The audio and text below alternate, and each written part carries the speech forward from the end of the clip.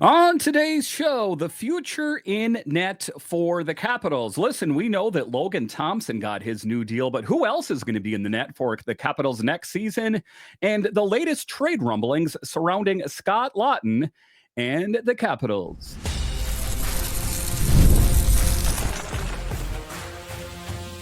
Your Locked On Capitals, your daily podcast on the Washington Capitals. Part of the Locked On Podcast Network. Your team every day. Well, hello and welcome into this edition of Locked On Capitals, part of the Locked On Podcast Network, your team every day. My name is Dan Holme. I've covered the Capitals for the last 3 seasons for Locked On and various other outlets before that. I'm also the host of the weekly show called The Capitals Minutecast, available wherever you find your podcasts. Today's episode is brought to you by our friends at FanDuel. Right now, new FanDuel customers can get $150 in bonus bets if your first $5 bet wins. So in this edition of Locked On Capitals, we talk about the importance of Nic Dowd on this team. Due to be an unrestricted free agent this summer, what are the long-term plans for Nic Dowd on the Capitals? Huge for the Capitals' fourth line. Despite his line mates, he is always the guy that stirs the drink, the center of the fourth line of the Capitals. I'll talk about that. A little bit later, I'll talk about the most recent trade rumblings, this time surrounding Scott Laughton. But just to get it going here, talking about the future in net for the Capitals. It's something I've spoke about on this show, but Logan Thompson got his new deal. The Capitals paid him a lot of money. So how much do the Capitals ultimately want to spend in netminding alone? Listen, we have Jacob Chychrun that needs a new deal. We have Nic Dowd that needs a new deal, amongst other players, that it is an interesting position, shall we say, that the Capitals find themselves in.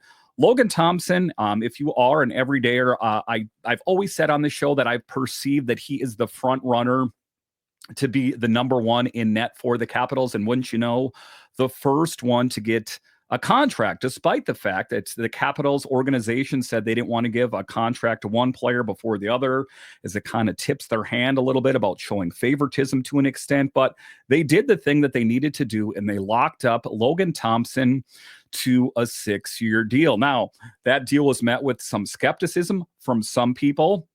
Most people, I would say, were rather happy, consider how he plays, those kind of things. But if you look at the depreciation of netminders over time, you can kind of see sometimes they don't always age like a fine wine. Sometimes it's consistent throughout their contract, so there is a lot of questions in net. So Charlie Lindgren has spoke somewhat recently here, saying that he loves being a Capital, but at the end of the day, he doesn't know what his future is. And if I was Charlie Lindgren, I would want to see what my options are.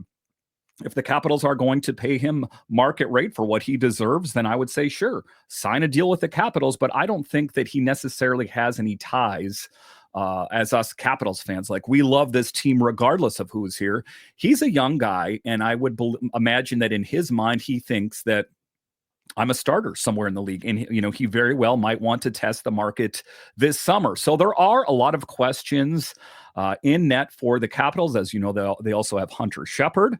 They have Clay Stevenson as well. So let's dig into that. Let's talk some net minding here. We're going to talk about the organizational depth at the goalie position for the Capitals. As we look ahead to next season, yes, I'm already looking ahead to next season. I know that we have the trade deadline on the horizon here as we sit at the Four Nations face-off break. And to be completely transparent here, I'm recording this on Saturday, so if something changes between now and when you listen to this, you'll have to forgive me. But as I record this right now, Charlie Lindgren does not have a new deal. The Capitals have some significant questions to answer net. With Charlie Lindgren, our number 3 goalie, with Charlie Lindgren and our number 3 goalie in Hershey set to become free agents, the team's strategy for goaltending is going to be under the microscope. So that, in my opinion, is where we're at with the Capitals. I'm going to say it's Logan Thompson, number 1, Charlie Lindgren, number 2, Hunter Shepard, number 3, and Clay Stevenson, number 4. I know that last season we saw Hunter and Clay kind of vacillate as the best netminders in the AHL. So I ultimately still believe that Clay Stevenson is the long-term answer in net for the Capitals. But as of right now, Charlie Lindgren and Hunter Shepard due to be free agents this summer. It's going to be interesting. Now, on the other hand, Logan Thompson already signed that hefty 6-year, $35.1 million extension, leaving us fans to wonder how much the Caps are willing to invest in netminding alone. And I know as fans, it's easy to be just all about feelings like, I want this guy. He's so important to this team. Okay, do you want Charlie Lindgren? And do you also want Jacob Chychrun and Nic Dowd? What if it meant that Charlie Lindgren's here and Jacob Chychrun isn't? Do you still like that deal as much? And before you jump to the salary cap increasing, I get all of that. But the Capitals may want to make other acquisitions. So it is going to be a tightrope for current GM Chris Patrick to balance. So that's what I'm talking about. Jacob Chychrun, Nic Dowd, both due for new deals as well. So it's a game of balancing priorities for the front office. So let's drill down on Chucky. First of all, focusing on Lindgren, he's had an interesting journey since joining the Capitals back in 2022 to back up Darcy Kemper at the time. As we remember, he kind of took the reins, surprised everyone, really popped off the page in the month of December. The following season after that, he was the main reason that the Capitals made it to the playoffs. Make no mistake about it. Like I said, last season, he stepped up and became a vital part of the team, especially as we did the unthinkable and made it to the playoffs. Never to be a revisionist, it is due in large part to Chucky in net. Now, currently, he's got a really great record going for the team. The thing of it is, we've seen a kind of scattered play from here as of late. When you take a look at what we've seen in total, it's been pretty good this season. There's also been a couple games that have not been so good. So I don't know if part of that is head games, like he sees that Logan Thompson is kind of running away with it. And he's like, hey guys, what about me?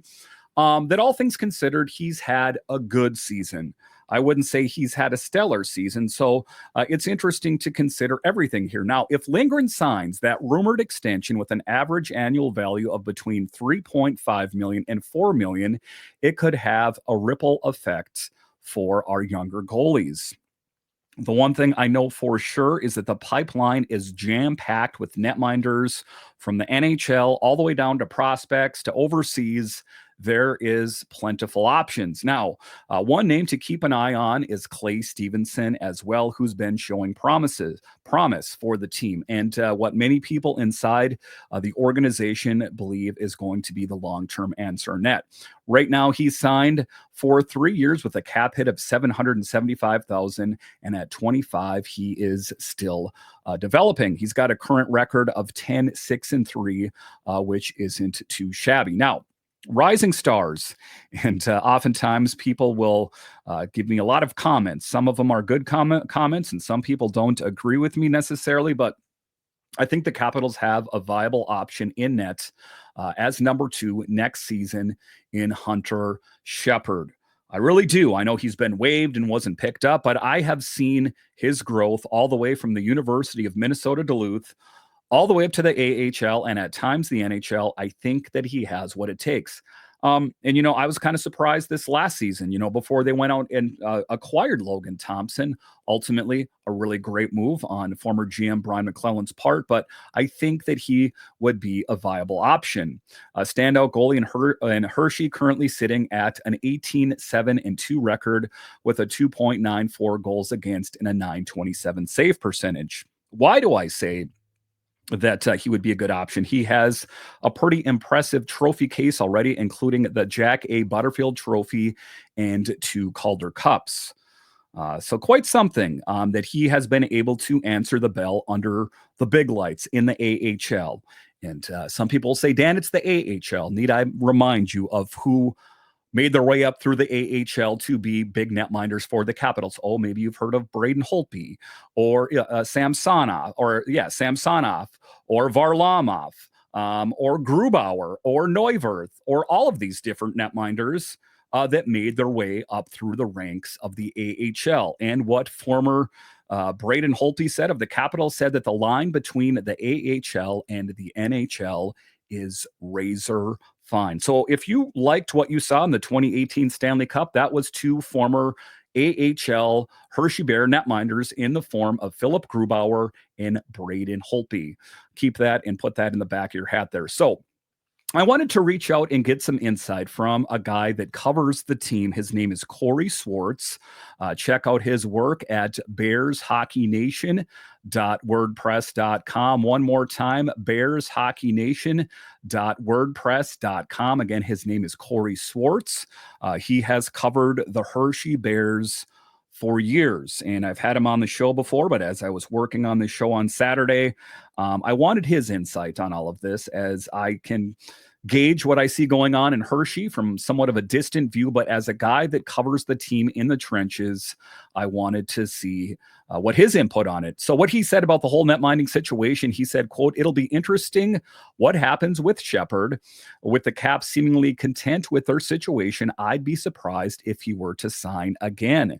The organization is stacked with someone like Bjorklund, Isley may get rewarded with the job next year. Then again, it's a tough market. It does seem like Washington has enough players in the pipeline that can stay the same, can't stay the same for too long. Stevenson should still be looked at as a future option, and I think it's just a sign of the times.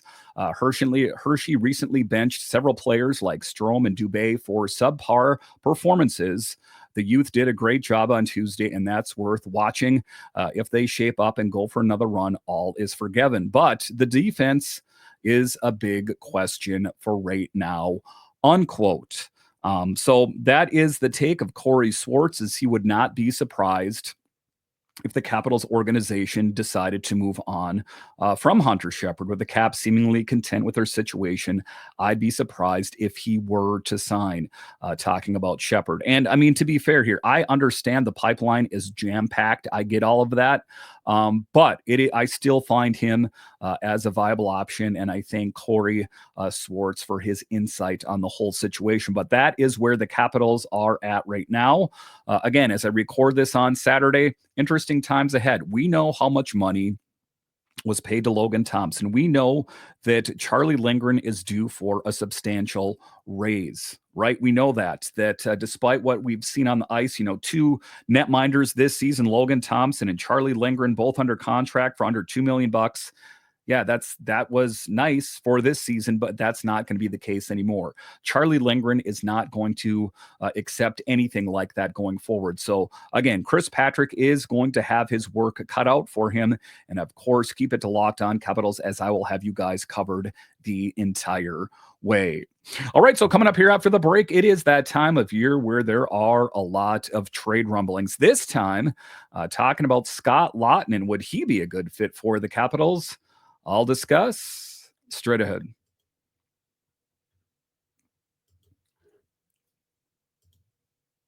In sports, having a winning strategy is everything. It's how the best teams make it to the Super Bowl, the World Series, and the Olympics. The same goes for life. Having a strategy for life insurance from SelectQuote can protect your financial legacy and keep your family's future secure. SelectQuote makes it easy to find the perfect life insurance policy. As one of America's leading insurance brokers with nearly 40 years of experience, they have helped over 2 million customers find $700 billion in coverage since 1985. What sets SelectQuote apart is their personal touch. Unlike other brokers that offer one-size-fits-all policies, their licensed agents tailor coverage to fit your unique needs. If you're in good health, you might even qualify for same-day coverage up to $5 million. No medical exam required, and it's more affordable than you'd think. You can get up to $1 million in coverage for as little as $20 a month. Get the right life insurance for you for less at selectquote.com/lockedonnhl. Go to selectquote.com/lockedonnhl today to get started. That's selectquote.com/lockedonnhl. SelectQuote, they shop, you save.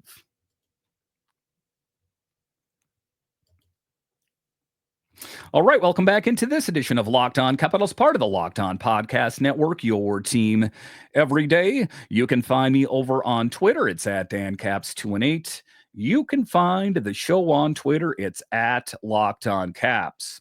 So in this next segment here, we are going to talk about the most recent trade rumblings. Again, I'm recording this on Saturday, so if something changes between now and the time you listen or watch that, keep that in mind. But of course, I would put an insert in the podcast letting you know if something changed. But in any event, the most recent trade rumblings, as you know, there are going to be more and more. And the insiders, Elliot Friedman, Frank Saravalli, these guys, it is their job to spin these up and try to just draw up a bunch of different names, essentially, that are going to be free agents or teams that might want to have players on the move, these kind of things. And the most recent name that is being circulated out there. So let's dig into that as we dive into the second half of the regular season. It's clear that the Caps have laser focused on enhancing their roster, particularly by strengthening their bottom six forward group. The third line in particular, well, that has been a weakness. Lars Eller was brought in to solidify the center position on the third line, all things considered. You know, I know he's scored a goal in his last couple games, but all things considered, I don't think really what the Capitals had in mind. And that is what leads to that whole third line center conundrum. One area that has raised some eyebrows is the third line center position currently occupied by Lars Eller, who made his return to the team all the way back in November. Again, we saw Scarbosa cycle through there. We saw LaPierre. We've seen Miroshnichenko play on the wing. We've seen Sonny Milano, Jacob Vrana, that it's a bit of a turnstile.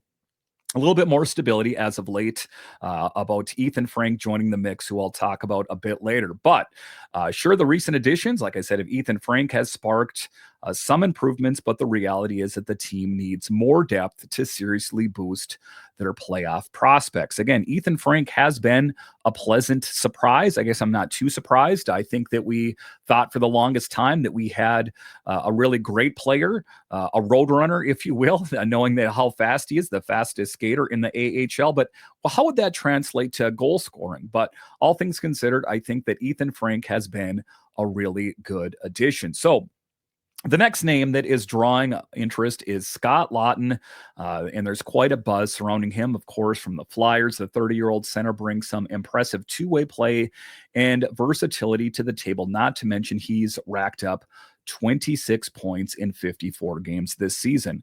So I'm going to go ahead and say he would be a good upgrade. His playing style is characterized by physicality and effective penalty killing, making him a valuable addition to a reasonable salary of $3 million for the season and the next. So that's what I like. I'm not too crazy about rentals where they're here for the remainder of this season and then that's it. With that being said, if you listen to the show on a regular basis, I would entertain it this season, surprisingly enough, because like I said, Ovechkin this season, next season, right out into the sunset, ostensibly. So I think if the Capitals are going to push all their chips in, now would seem about like the right time. So talking about to the upcoming trade deadline, as the trade deadline approaches on March 7th, the Capitals have a lot of options to weigh in their quest to fortify their lineup. So quite a bit of things to consider. Also, Ryan Leonard in the mix as well, as it is my feeling that he will join the team after Boston College wraps up their season, that he will be a good addition to this team. So a lot of things to consider, but I also think it's important to kind of tamper down expectations on Ryan Leonard and ultimately what he's going to be able to accomplish. I would imagine he's going to be a great addition, but we haven't seen how he's going to perform under the big lights against some true NHL talent. If he makes the jump to the pro level, pairing him with a center like Laughton could provide the Capitals with both size and offensive firepower on that all-important third line. You take a look at it, the first line, second line, and fourth line are pretty well buttoned down. The third line still needs work, and you don't want a line that needs work going into the playoffs. Because again, like I said, this is the year to push all of your chips in on a deep push, or dare I say a Stanley Cup. So making some good additions like Laughton, for example, could be just what the doctor ordered. All right, so coming up here after the break, we will talk about Nic Dowd and his role for the Capitals. As we know, he is the steady force on that fourth line at the center position, often tasked with shutting down some of the other teams' top lines in the NHL, and he does it rather well despite who his line mates are. So we know he's important, but he's going to be a free agent this summer. What do the Capitals do? I'll discuss straight ahead.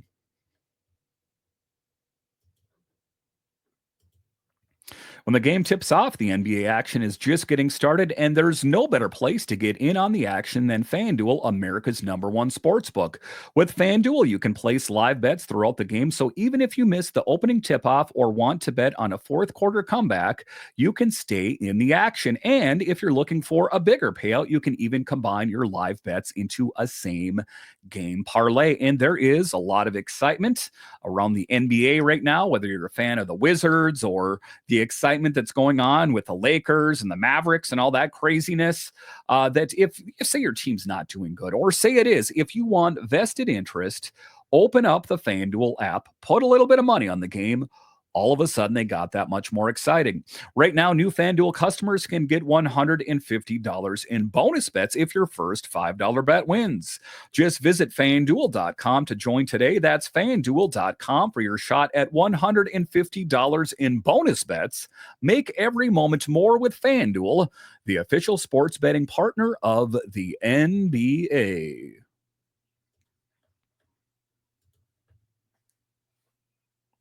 All right, welcome back into this edition of Locked On Capitals, part of the Locked On Podcast Network, your team every day. The best way that you can help grow the show is to subscribe to Locked On Capitals on YouTube and comment anything down below. All right, in this next segment here, we are going to talk about the important player, a key piece for the Capitals on the fourth line at the center position. That player I'm talking about is Nic Dowd. And what did the Capitals do with him? It's an interesting situation they find themselves in, and that Nic Dowd finds himself in, as well as he is going to be a free agent this summer if he doesn't get dealt at the trade deadline. Listen, crazier things have happened.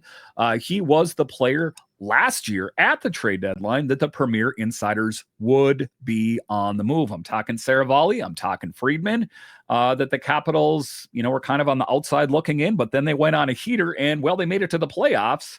That I think that maybe former GM Brian McClellan saw something in Nic Dowd, like, hey, maybe we want to hold on to him, or maybe they just didn't get the return that they were looking for. So let's do that. Let's dive into Nic Dowd here, what he means to this team, and what are the long-term plans. Does he have long-term plans with the Capitals? And it's interesting because, well, he's not the youngest guy anymore. At 34, Dowd has proven to be an extremely important to the team throughout the past 7 seasons.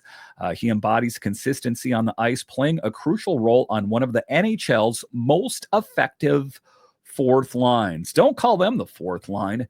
It's only a title.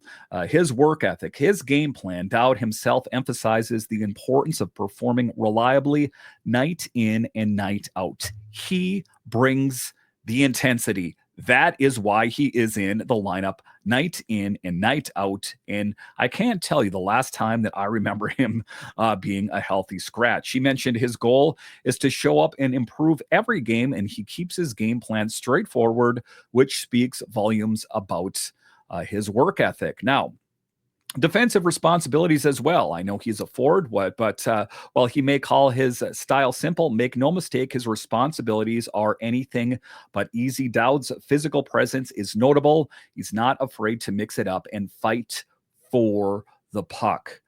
That's what we like. And it's interesting that the players around Nic Dowd, they excel with him. It's like contagious, like what he brings to the table, that energy, that enthusiasm for hockey, for greatness. It is contagious like a cold to the people that are playing around him. So his contributions go beyond just offense. He wins face-off battles, plays strong defensively, and he's trusted with significant ice time, including on the PK. So a lot of responsibility, and it's interesting, some people might say, and if he was on another team, he very well might be playing higher up in the lineup. And Brandon Duhaime as well hailed Dowd as the best center he has ever played with. He noted that maintaining strong defensive play while starting in the defensive zone is a tough job, especially for a center, but Dowd handles it like a PRO, a pro. And it's not just that. The players around him, Charlie Lindgren, also sings his praise, and it's important to have a guy like that is not going to air the netminder out to dry. He has complete faith in him to make the right decisions on the ice. That's what you don't want as a netminder, as a liability out there. Dowd's offensive impact shouldn't be overlooked either. Of course, he's a forward, center rather. He takes excellent care of the puck and is relentless on the forecheck, consistently helping to control play during his shifts. The one thing that's apparent with Nic Dowd when he is on the ice is he does not mail it in. I don't ever recall a situation where I saw Dowd on the ice and he wasn't fully invested in what he's doing out on the ice. So a huge player for the Capitals. The tough question now is, do they have enough money to keep him here in the long term, right? Or do they want to keep him here in the long term? You'll have to excuse me. I forgot to plug my computer in there, and I was on life support there, so I'm back here. He's not the youngest player on the team anymore, but he still provides a big piece to this team. Like I talked about on the fourth line, that despite his age, I think he is worthy of a new deal. At 34 years old, is he going to get a 7-year deal? Nope. But if I could, pencil him in, I would say that like a 2-year contract would be worthwhile. And I think that he would be able to come here at, a pretty decent rate, a competitive rate. I don't think he's going to take a hometown discount to play with the Capitals, but I do think that he likes it here. And I think that as long as he gets paid at, like I say, a competitive rate, then I think that he would want to stick around. When I say hometown, meaning the Capitals, which are familiar to him. So that is the one thing that's apparent about Nic Dowd, is the importance that he plays on this team. And we've seen a lot of different players cycle through, haven't we? Hathaway, Hagelin, Miroshnichenko, Duhaime. Like, it's just, there's been a turnstile. That really is the one thing for me that speaks volumes about what kind of player that he is he is the constant. He is that steady Eddie, to quote Craig Laughlin, on that fourth line, and ultimately why he's in the lineup and why I think that he is deserving of a new deal. If you guys, like I say, listen to the show on a regular basis, there were players during free agency this summer that I think that needed to be taken care of. Before then, and one of those players was already taken care of. Logan Thompson, Jacob Chychrun, Nic Dowd. Capitals, Chris Patrick, do the right thing and bring them back. All right, once again, I want to thank you for joining me on this edition of Locked On Capitals, your only daily year-round podcast covering the Washington Capitals. And I want to thank all of you that listen on the audio side and watch this on YouTube. You are what makes this show successful. All right, once again, I want to thank you for joining me on this edition of Locked On Capitals, part of the Locked On Podcast Network. It is your team every day. My name is Dan Holme, and I'll talk to you again next time.